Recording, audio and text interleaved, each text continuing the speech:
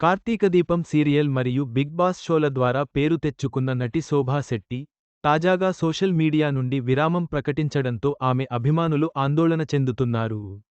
ఆమె నిర్ణయానికి కారణం తెలియక వారు కామెంట్లు చేస్తున్నారు. బుల్లితెర నటి శోభా శెట్టి తెలుగులో కార్తీక దీపం సీరియల్లో నెగిటివ్ పాత్రలో నటించి బాగా వైరల్ అయింది. అనంతరం బిగ్ బాస్ సీజన్ 7లో పాల్గొని మరింత గుర్తింపు తెచ్చుకుంది.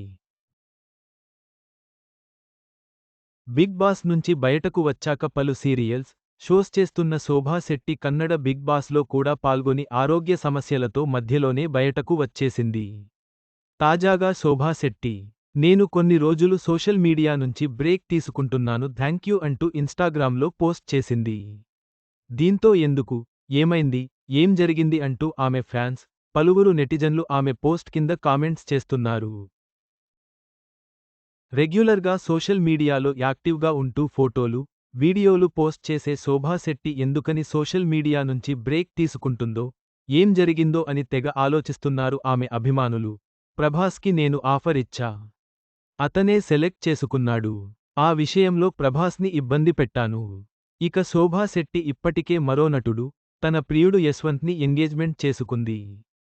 త్వరలోనే వీరు పెళ్లి చేసుకుంటారేమో చూడాలి. శ్రీశైలం మల్లన్న సన్నిధిలో సుప్రీత, చీరకట్టులో పద్ధతిగా ఫోటోలు వైరల్.